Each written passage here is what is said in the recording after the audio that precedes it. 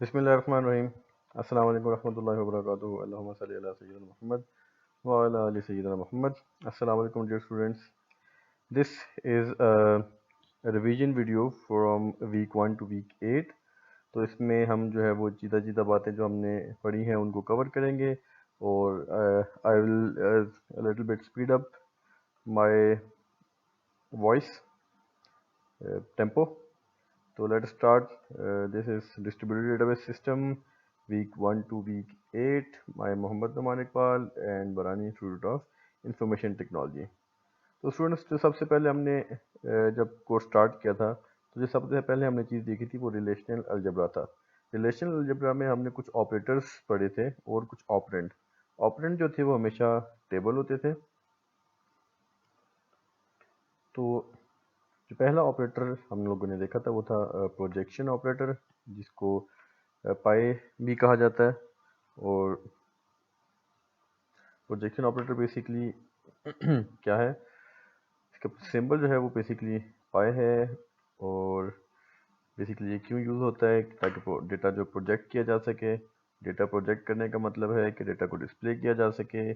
और इसका जो सीक्वल में कीवर्ड है वो सेलेक्ट का कीवर्ड है, मतलब जहाँ पे सीक्वल क्वेरी में सेलेक्ट आएगा वहाँ पे हम सेलेक्ट की जगह क्या यूज़ करेंगे, पाई यूज़ करेंगे। और बेसिकली रिलेशनल अलजेब्रा हम लोग क्यों पढ़ रहे हैं, तो उसका पहला स्टेप ये था कि रिलेशनल अलजेब्रा में हम एक सीक्वल क्वेरी को रिलेशनल अलजेब्रा क्वेरी में कन्वर्ट करेंगे ताकि हम उसको सिंप्लीफाई कर सकें। एग्जांपल जो है वो प्रोजेक्शन ऑपरेटर की बड़ी सिंपल सी है। फॉर एग्जांपल हमारे पास एक क्वेरी है सेलेक्ट स्टैटिक फ्रॉम स्टूडेंट। तो किसी भी क्वेरी में सबसे पहले हम बेसिकली क्या करेंगे, हम ऑपरेंड देखेंगे कि क्वेरी में ऑपरेंड क्या है। तो सीक्वल क्वेरी में ऑपरेंड या रिलेशनल अलजेब्रा में ऑपरेंड हमेशा टेबल होता है, सीक्वल का टेबल होगा। तो यहाँ पे हमारे पास ऑपरेंड क्या है, स्टूडेंट। तो सबसे पहले हम क्या लिखेंगे, स्टूडेंट। उसके बाद हम क्या करेंगे कि जो यूनरी ऑपरेटर होगा उसको हमेशा ऑपरेंड के लेफ्ट साइड पे लिखेंगे, ठीक है जी। और सेलेक्ट क्लॉज में जितने भी कॉलम्स लिखे होंगे, बेशक वो स्टैटिक लिखा होगा बेशक वो कॉलम्स लिखे होंगे, उनको हमेशा हम ऑपरेटर के सबस्क्रिप्ट का मतलब होता है पाँव में। तो बेसिकली यहाँ पे हमारे पास जो ऑपरेटर है वो एक ही ऑपरेटर है जो अभी तक हमने पढ़ा है, दैट इज सेलेक्ट। तो सेलेक्ट को हम किससे रिप्लेस करेंगे, पाई से। और सेलेक्ट में जितने भी कॉलम्स होंगे, अभी तो स्टैटिक है, स्टैटिक के अलावा अगर डिफरेंट कॉलम्स होते हैं तो हम उनको बेसिकली यहाँ पे सबस्क्रिप्ट में लिख लेंगे। तो अगर हम इस क्वेरी को कन्वर्ट करें तो हमारे पास जो रिलेशनल क्वेरी आएगी वो बेसिकली स्टूडेंट, और स्टूडेंट के ऊपर अप्लाई हो रहा है पाई, और पाई में क्या चीज़ें आ रही हैं, स्टैटिक। तो ultimately these two queries are same.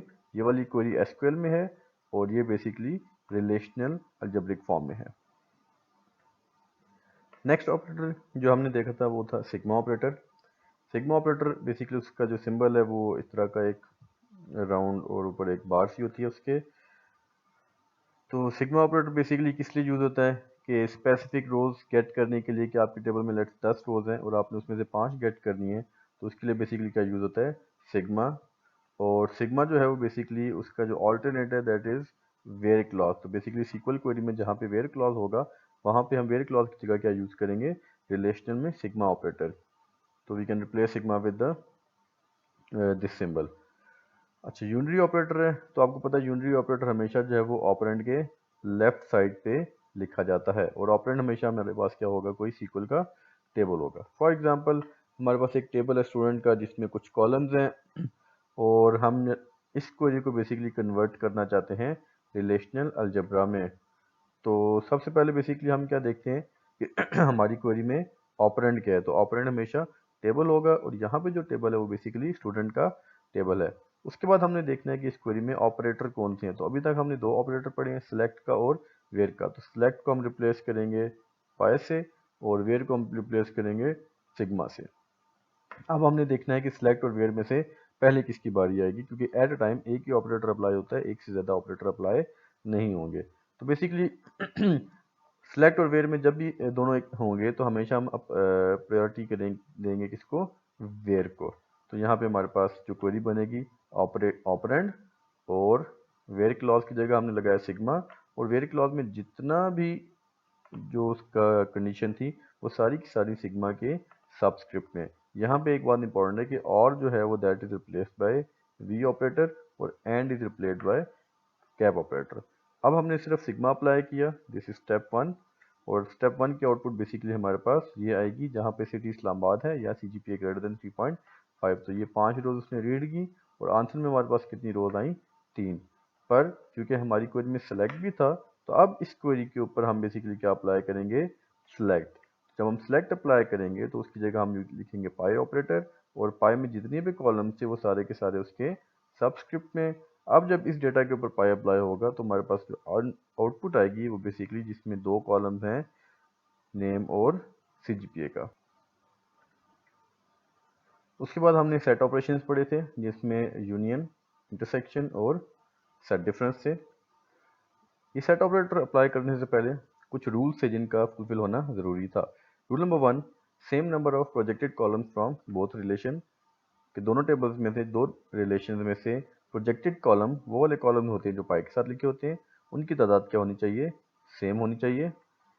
Same data type of alternate projected column from both type, कि जो प्रोजेक्टेड कॉलम से ऑल्टरनेट प्रोजेक्टेड कॉलम का मतलब है कि पहले टेबल का पहला कॉलम और दूसरे टेबल का पहला कॉलम, प्रोजेक्टेड की बात करें जो पाई के साथ लिखें, दूसरी लेफ्ट हैंड साइड का दूसरा कॉलम और राइट हैंड साइड का तीसरा कॉलम, और इसी तरह लेफ्ट हैंड साइड का nth कॉलम और राइट हैंड साइड का nth कॉलम, इन सारों की आपस में डेटा टाइप क्या होनी चाहिए, सेम होनी चाहिए।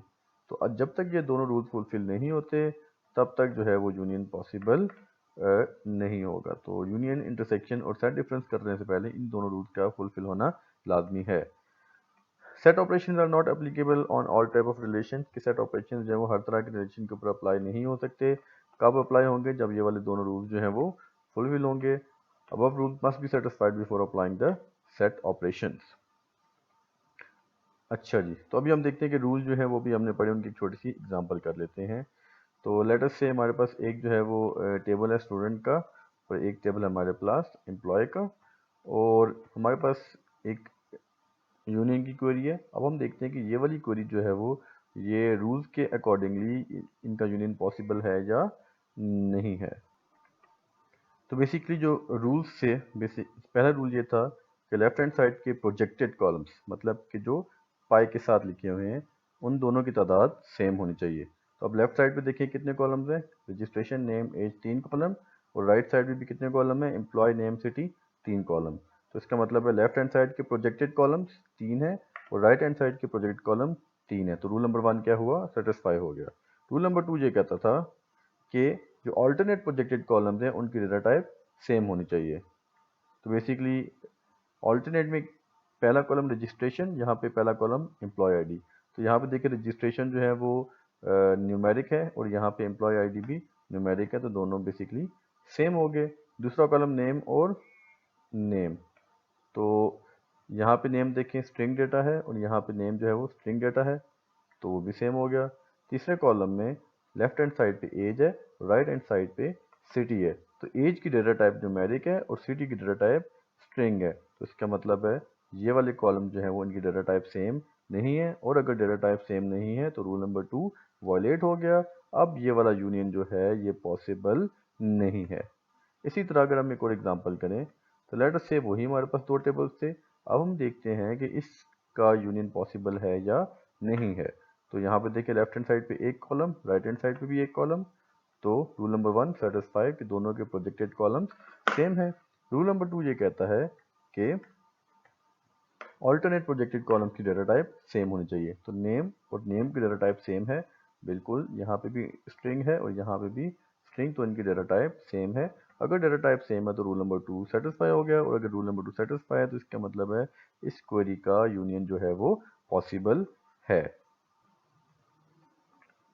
अब हम देखते हैं कि यूनियन, इंटरसेक्शन और सेट डिफरेंस का आउटपुट कैसे लिखेंगे। तो अगेन हमारे पास 2 टेबल्स हैं, स्टूडेंट और एम्प्लॉय, और हमारे पास एक क्वेरी है left hand side union right hand side. तो लेफ्ट हैंड साइड का बेसिकली जो आंसर है वो ये हमारे पास आएगा, क्योंकि वो वाले स्टूडेंट्स लेके हैं जिनका CGPA ग्रेटर देन 3 है। तो इसमें शाहिद, आयशा और आसिम, और क्योंकि 2 कॉलम्स लाने थे, रजिस्ट्रेशन और नेम, तो ये बेसिकली प्रोजेक्टेड कॉलम्स ये वाले 2 हैं। राइट हैंड साइड का हमारे पास आंसर वो है जिनका सिटी इक्वल इस्लामाबाद है, जिनमें इमरान, आयशा और हिना है। अब लेफ्ट हैंड साइड और राइट हैंड साइड का बेसिकली क्या हो रहा है, यूनियन हो रहा है। तो क्या रूल नंबर 1 सेटिस्फाई है? बिल्कुल। देखिए यहाँ पे 2 कॉलम है, राइट हैंड साइड में भी 2 कॉलम है, rule number 1 satisfy. Rule number 2, left hand side का पहला कॉलम और राइट हैंड साइड का पहला कॉलम, उनकी डेटा टाइप सेम है, रजिस्ट्रेशन और एम्प्लॉय की डेटा टाइप सेम है। डेटा टाइप की बात हो रही है, नाम की बात नहीं हो रही। अब दूसरा कॉलम नेम का, देखिए नेम और नेम दोनों की डेटा टाइप सेम है, तो रूल नंबर 2 इज सेटिस्फाइड।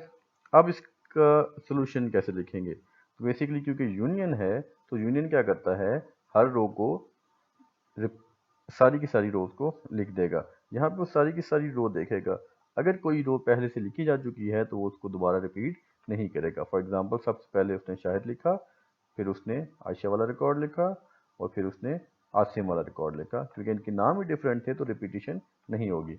पर जब टेबल नंबर 2 में से वो पहला रिकॉर्ड उठाएगा तो 1 और 2 आयशा क्योंकि पहले आ चुका था, इसलिए उसने उस रिकॉर्ड को नहीं लिखा। उसके बाद 107 है ना, यहाँ पे आ गया।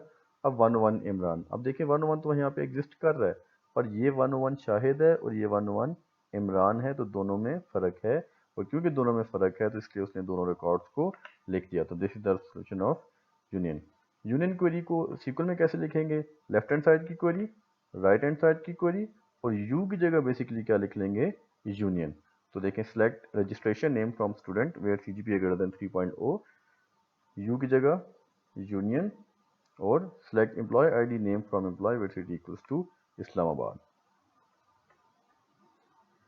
Next set operator, intersection. Again हमारे पास 2 टेबल हैं, लेफ्ट हैंड टेबल और राइट हैंड टेबल।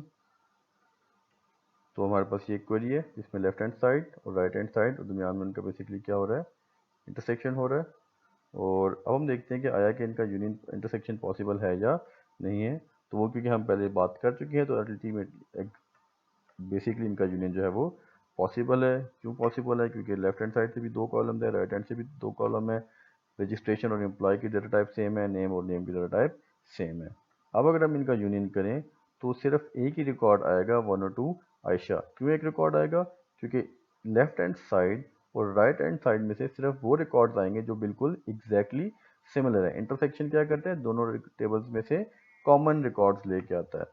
तो अब इनमें देखें कॉमन कौन सा है? सिर्फ एक ही कॉमन है, 102 आयशा और 102 आयशा, जो कि एग्जैक्टली सेम है। इसलिए जो है वो जो रिजल्ट हमारे पास आएगा इंटरसेक्शन का, वो ये आ जाएगा।